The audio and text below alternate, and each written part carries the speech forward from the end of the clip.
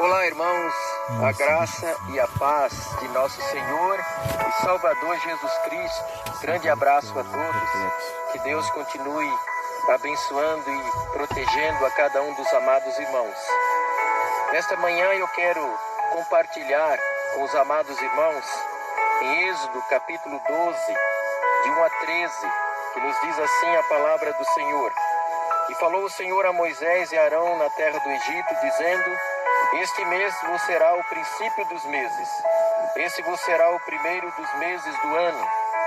Falai a toda a congregação de Israel, dizendo: Aos 10 deste mês, tome cada um para si um cordeiro, segundo as casas dos pais, um cordeiro para cada casa. Mas se a família for pequena para um cordeiro, então tome um só com o seu vizinho, perto de sua casa, conforme o número das almas, conforme o comer de cada um. Fareis a conta para o cordeiro. O cordeiro ou cabrito será sem mácula, um macho de um ano, o qual tomareis das ovelhas ou das cabras, e o guardareis até o 14º dia desse mês. E todo o ajuntamento da congregação de Israel o sacrificará à tarde. E tomarão do sangue e poluão em ambas as ombreiras e a verga da porta, nas casas em que o comerem. E naquela noite comerão a carne assada no fogo, com pães asmos, com ervas amargosas a comerão. Não comereis dele nada cru, nem cozido em água, senão assado ao fogo, a cabeça, os pés e a frisura. E nada dele deixareis até pela manhã, mas o que dele ficar até pela manhã queimareis no fogo. Assim, pois, o comereis, os vossos lombos cingidos, os vossos sapatos nos pés e o vosso cajado na mão, e o comereis apressadamente. Esta é a Páscoa do Senhor. E eu passarei pela terra do Egito esta noite e ferirei todo o primogênito na terra do Egito, desde os homens até os animais, e sobre os deuses do Egito farei juízos. Eu sou o Senhor. E aquele sangue vos será por sinal nas casas em que estiverdes. Vendo eu o sangue, passarei por cima de vós, e não haverá entre vós praga de mortandade quando eu ferir a terra do Egito. Irmãos, hoje o mundo tem aproveitado muitas das datas comemorativas, não trazendo para a sua família, para a humanidade, o verdadeiro sentido de cada data. Hoje, nesta data, que é a Páscoa, na verdade a atenção está voltada para o comércio, para os símbolos. E na verdade esses símbolos nada tem a ver com a Páscoa judaica. Não é nem o coelho, nem o chocolate, mas na verdade o significado maior é a libertação que o povo pôde obter de lá da opressão egípcia, para sair de lá e poder ir em direção à terra prometida. E nós temos um ensino muito grande nesse acontecimento. Para nós, Jesus Cristo é o Cordeiro Pascal. Através dele nós somos libertos, nós somos poupados da condenação eterna. Então o verdadeiro sentido da Páscoa para nós, e deveria ser para todos, mesmo que é uma Páscoa, um acontecimento judaico, mas é transferido para nós também no seu significado, na sua aplicação. É a salvação, a libertação, é o poupar que nós alcançamos somente na pessoa de Jesus Cristo. Páscoa quer dizer passar por cima, poupar. Cristo é o Cordeiro Pascal. A Bíblia nos traz de uma maneira muito clara esta verdade. Foi um grande dia de libertação do povo de Israel, que estava há mais de 400 anos cativos ali no Egito. E esse texto ele nos traz, na sua recomendação, nos seus fatos de preparo que o nosso Deus trouxe para o seu povo, como deveriam cuidar dos preparativos para serem libertos. Nós podemos subtrair ensinos preciosos para as nossas vidas. Nos versículos 1 e 2, nós vemos ali que marca o início de uma nova vida para Israel, quando na expressão do nosso Deus, ele diz: esse vos será o princípio de todos os meses. Quando nós aplicamos isso para a nossa vida espiritual, quando temos um encontro maravilhoso e verdadeiro com Jesus Cristo, nós começamos uma nova vida, é uma nova etapa, uma nova fase, assim como representava também para o povo de Israel. Aos 10 desse mês, talvez tenha sido abril para maio, né? E inclusive neste ano está coincidindo, né, a comemoração da Páscoa. Hoje é o dia 12 de abril, então mais ou menos nessa fase. Não que necessariamente deveria ser nessa fase ou nesta data, mas o simbolismo é muito importante. Os versos 2 a 4, nós encontramos uma lição que tudo o nosso Deus faz com excelência e com perfeição, e na medida que precisa ser, porque ele orienta o povo, deveria ser um cordeiro para cada família. E se a família fosse pequena, para um cordeiro deveria se ajuntar com outra família. Então a determinação do nosso Deus, nós temos uma lição preciosa de que o nosso Deus faz tudo com perfeição, com excelência e na medida que nós precisamos. Um outro destaque também no versículo 5, o cordeiro deveria ser sem defeito. Quando pensamos em Cristo, Cristo é santo, é sem defeito, é sem pecado. Então por isso que ele é apresentado nas Escrituras como o cordeiro pascal. Somente um cordeiro naquela condição poderia dar o livramento para o povo de Israel. De modo que, para a nossa salvação, para o nosso livramento, somente Cristo poderia ocupar o nosso lugar ali na cruz, na sua santidade e na sua perfeição. Versículo 6. Guardareis até o 14º dia do mês. Cristo, ele já estava preparado antes da fundação do mundo. A palavra de Deus nos deixa bem claro o plano que o nosso Deus traçou para que pudéssemos ser salvos. Ele já é sacrificado antes da fundação do mundo, no sentido do preparo, assim como esse cordeiro deveria ser guardado até o 14º dia daquele mês. No verso 7, passarão o sangue nas ombreiras e nas vergas da porta. Aquele sangue representava a proteção para aqueles que estivessem dentro daquela casa. De modo que logo pensamos também nesta aplicação do sangue de Jesus, que é o único que pode nos poupar, nos livrar, nos absolver da condenação eterna. Versículo 8.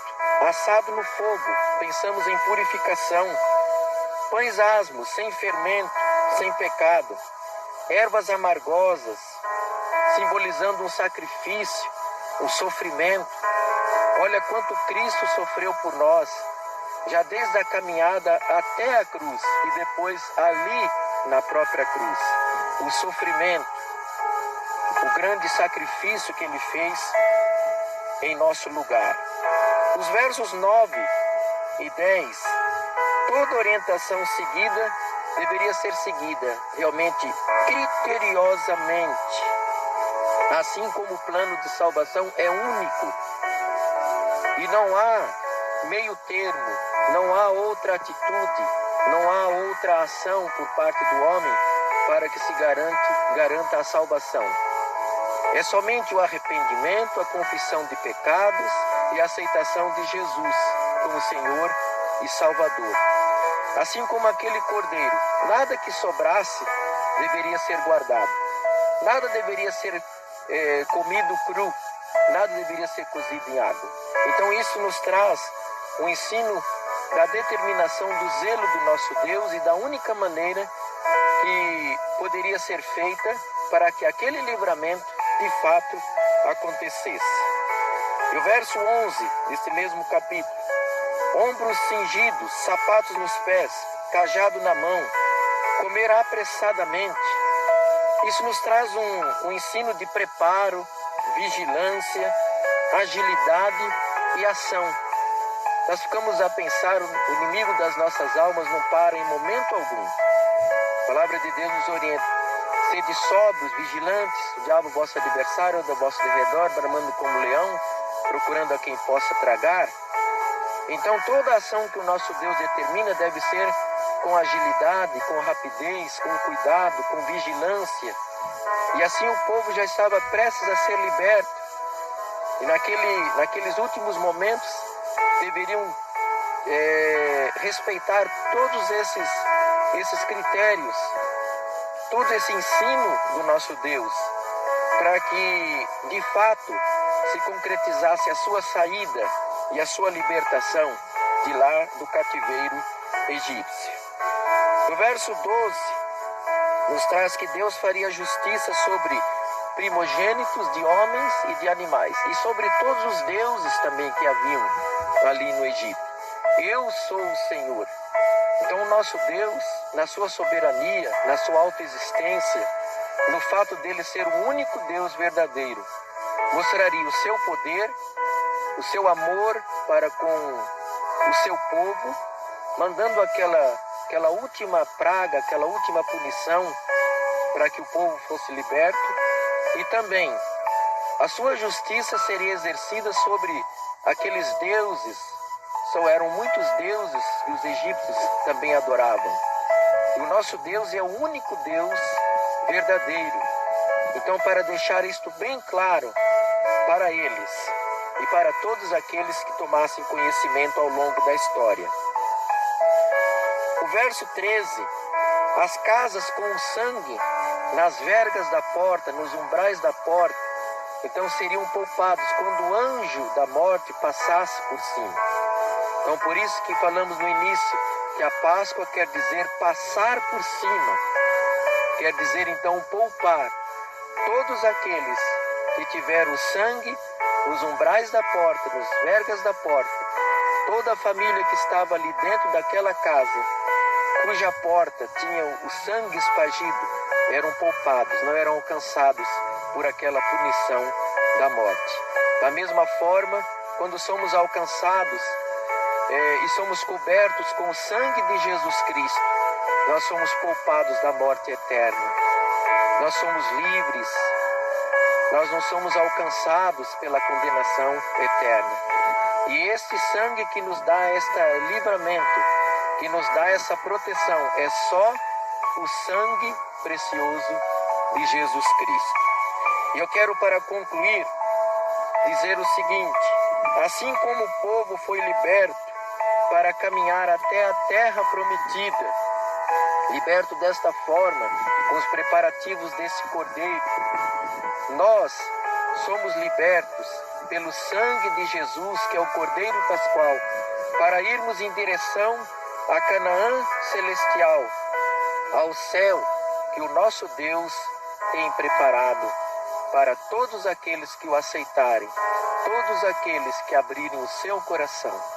Nesse momento, você que está ouvindo esta mensagem, se você ainda não deu um passo ao lado de Jesus Cristo, aceitando como único suficiente Salvador, é o momento de você considerar que é um pecador perdido, que precisa confessar os seus pecados para obter o perdão do nosso Deus e assim deixar que Cristo entre na sua vida, no seu coração, que o seu sangue derramado ali na cruz faça um efeito na sua vida.